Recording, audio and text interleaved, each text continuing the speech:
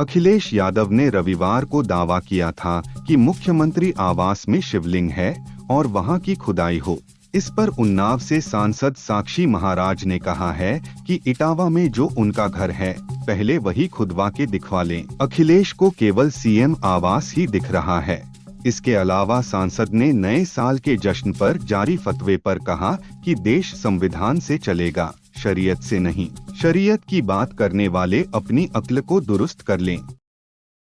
सपा का प्रतिनिधि मंडल कल माता प्रसाद पांडे के नेतृत्व में संभल पहुंचा।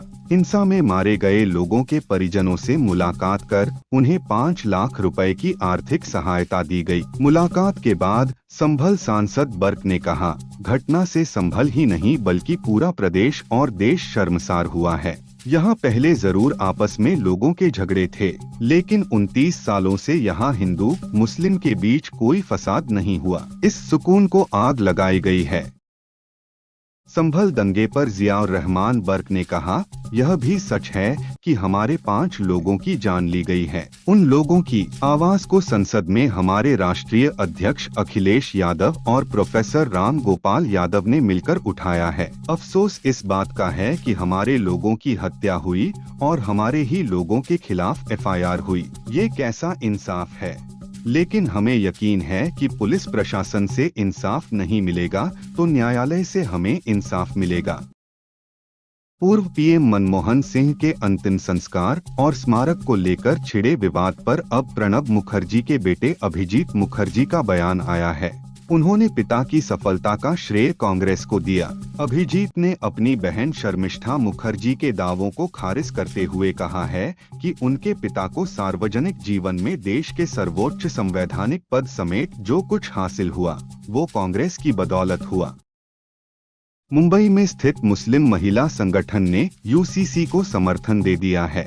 हालांकि उन्होंने सरकार के सामने अपनी 25 शर्तें भी रखी हैं। संगठन का कहना है कि दुल्हन की सहमति के बिना निकाह अवैध हो, निकाह को करार माना जाए, संस्कार नहीं, महिलाओं को फस्ख खुला मुबारा अधिकार मिले, वैवाहिक संपत्ति में बराबरी हो। इसके अलावा वक्फ कानून में महिलाओं की 50% भागीदारी और अल्पसंख्यकों की सुरक्षा की भी मांग की।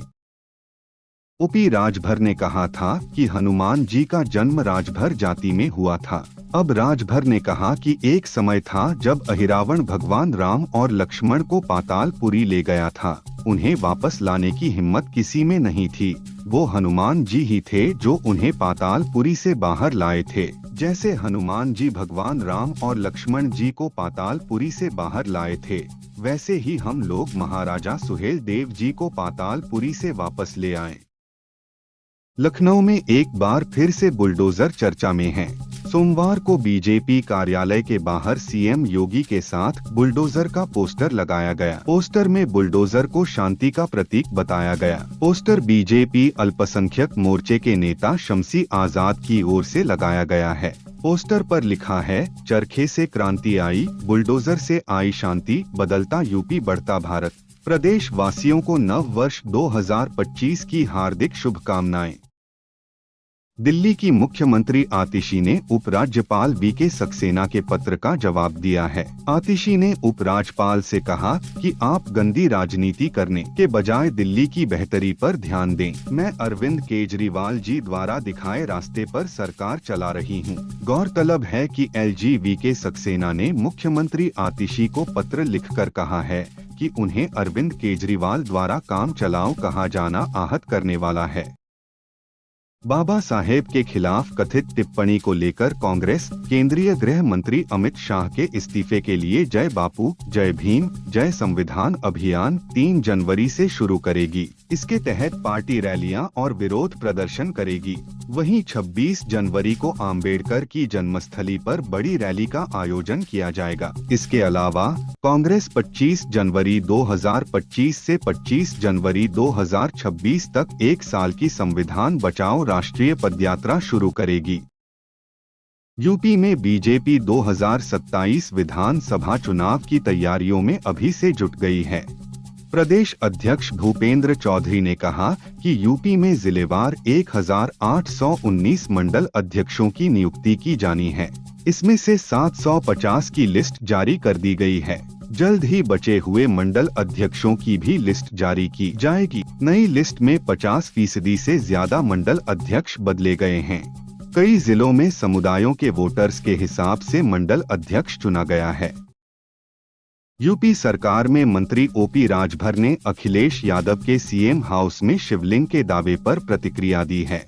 उन्होंने कहा कि अखिलेश अपना वोट बैंक साधने के लिए ऐसा बयान दे रहे हैं।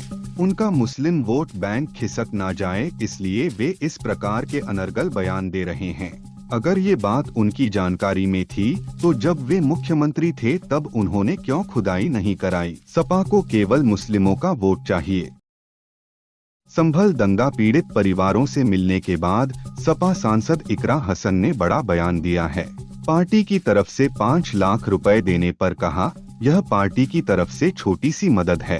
संविधान के हिसाब से हम सबको चलना होगा।